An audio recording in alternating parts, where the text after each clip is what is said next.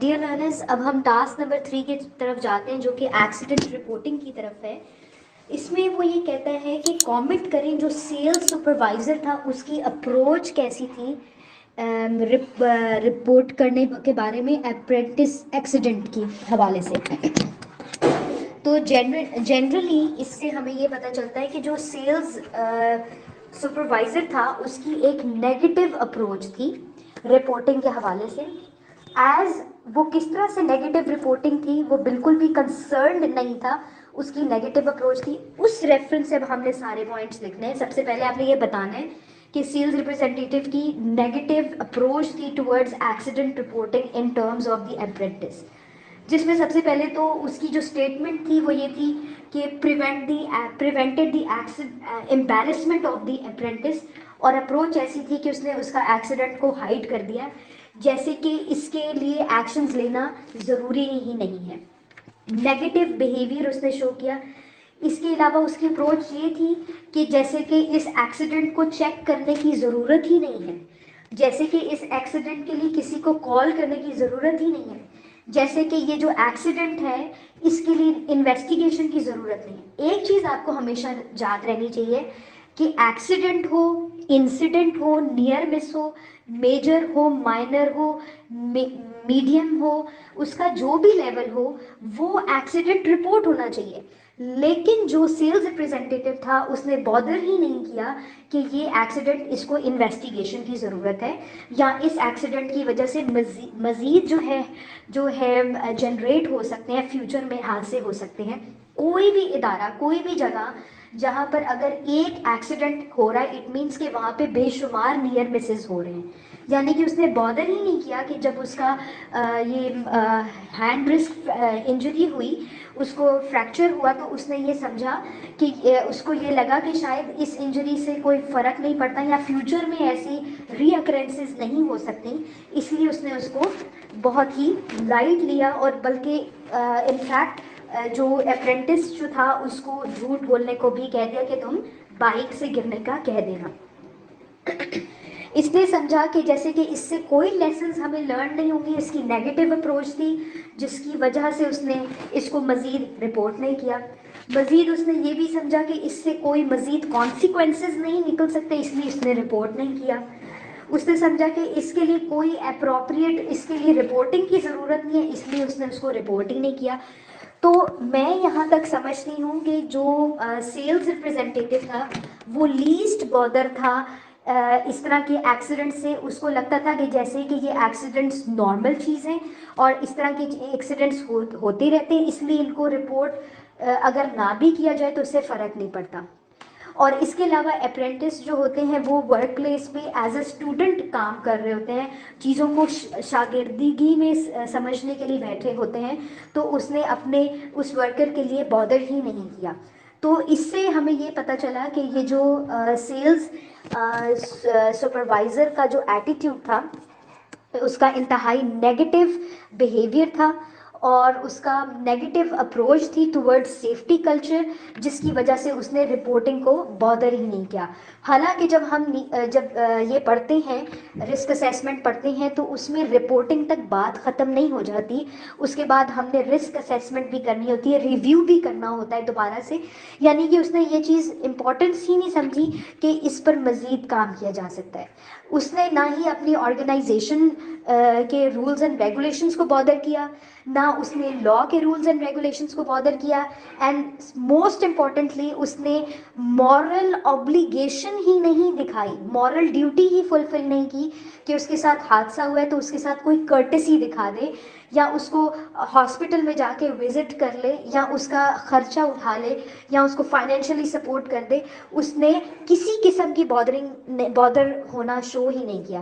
تو ہمیں اس سے یہ چیز پتہ چلا کہ یہ جو سیلز سپروائزر تھا نہ ہی یہ مورلی کنسرن تھا، نہ لیگلی کنسرن تھا، نہ فائنینشلی کنسرن تھا. اس نے یہ تین چیزوں کو ڈس اوبے کیا تھا جو کہ ایچ ایس سی میں بیسک کنسرنز ہوتے ہیں کسی بھی ورک پلیس پہ کام کرنے والے کے لیے. So he was having a negative approach because he was having no moral legal concerns, no financial concerns. اس کو یہی کنسرن نہیں تھا کہ اس سے مزید اس پہ کسی قسم کی جو ہے وہ کلیمز آ سکتے ہیں، یا اس پر جو یہ ورکر ہے وہ کر سکتا ہے، پروسیکیوشن کر سکتا ہے کہ بھائی ان کی نااہلی کی وجہ سے یا ان کے مجھے سیفٹی کے رولز اینڈ ریگولیشنز امپلیمنٹ نہ کروانے کی وجہ سے میرے ساتھ یہ حادثہ ہوا. تو کوئی بھی سچویشن جو ہے وہ ہو سکتی تھی، وہ اس نے لیسٹ بارڈر کیا. اس نے سمجھا کہ اس سے مزید انویسٹیگیشن کا بھی کوئی فائدہ نہیں ہے، اس سے لیسنز ہم لرن نہیں کر سکتے، ہم لا کے لیے اپلیکیبل نہیں ہے.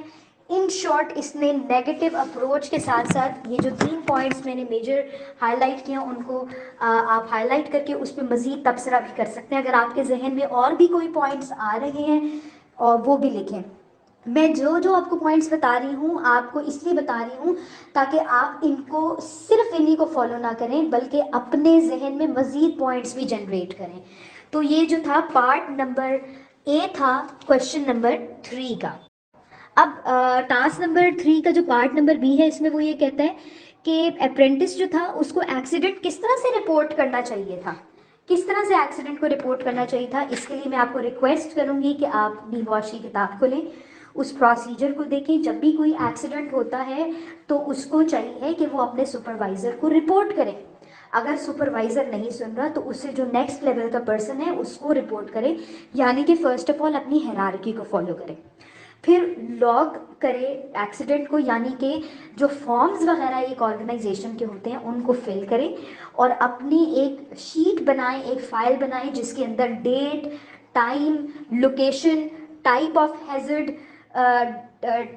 وہ نیچر آف دی ہیزرڈ اور کانسیکوینسز آف دی ہیزرڈ، یہ سب چیزیں مینشن کریں. وٹنسز اگر کوئی وہاں پہ موجود تھے ان کے نام مینشن کریں.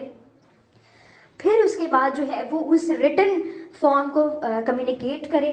اگر یہ چیزیں جو ہے ریٹن فارم میں نہیں کمیونیکیٹ کرے گا تو وہ ریکارڈز میں نہیں جائیں گی.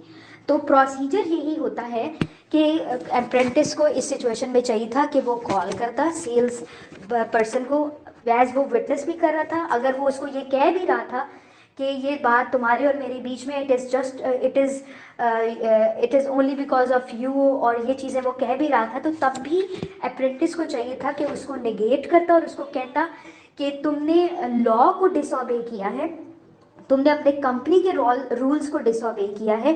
میں اس حادثے کو رپورٹ کروں گا، بے شک اس میں میری غلطی بھی ہے لیکن میں اس حادثے کو رپورٹ کروں گا کیونکہ مجھ سے یہ چیزیں فالو نہیں کروائی گئی، مجھے پراپر طریقے سے سپروائز نہیں کیا گیا. اور اس کو چاہیے تھا کہ وہ پراپر اپنا ایکسیڈنٹ رپورٹ کرتا، اپنے سینئر کو، سینئر نہیں تھا، سینئر سیلز سپروائزر کو رپورٹ کرتا یا مینیجنگ ڈائریکٹر کو رپورٹ کرتا. اور پھر اس کے بعد اس پر وہ بھی اگر ایکشن نہ لیتے تو پھر عدالت میں جا کے، کورٹ میں جا کے کلیم کرتا، کیونکہ اس کا رسک فریکچر ہوا تھا. رسک فریکچر یا باڈی کی انجریز کوئی بھی ہوتی ہیں تو اس پر ورکر جو ہے وہ کلیم کر سکتا ہے. لیکن یہ جو کلیم ہوتا یہ ڈسٹریبیوٹڈ ہوتا، جس پہ آدھا وہ ذمہ داری جو تھی فائنینشیل لاس کی آدھی ورکر پہ ڈالتے اور وہ آدھی امپلائی پہ ڈالتے ہیں. اس سچویشن میں جب ورکر کی بھی غلطی ہو اور امپلائر کی بھی غلطی ہو تو آدھی دونوں پر ڈالی جاتی ہے اور فائنینشلی بھی دونوں کو ہاف ہاف پھر وہ کرنا پڑتا ہے.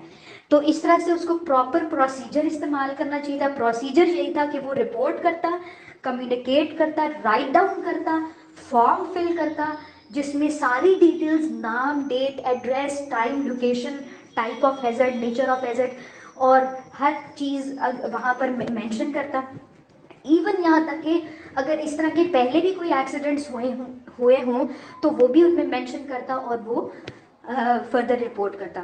اگر کمپنی آرگنائزیشن نہ سنتی تو وہ مزید کورٹ کو رپورٹ کر سکتا تھا یا گورنمنٹ کو رپورٹ کر سکتا تھا کہ یہ آرگنائزیشن جو ہے اپنے ملک میں رہتے ہوئے یا کنٹری میں رہتے ہوئے ان لاز اینڈ ریگولیشنس کو فلفل نہیں کر رہے. دو یہ اپنے آپ کو انٹرنیشنل ہونے کا کلیم کرتے ہیں لیکن یہ لاز کو فالو نہیں کریں. تو اس طرح سے آپ اس پروسیجر کو، میں آپ سے ریکویسٹ کروں گی اس کو خود بھی دیکھیں، اس پروسیجر کو مزید خود بھی دیکھیے گا، اس پر آپ نے اپنی ورکنگ خود کرنی ہے. Thank you so very much اور آئی ہوپ کہ آپ کو ٹاسک نمبر 3 کا پارٹ بھی سمجھ آ گیا ہوگا.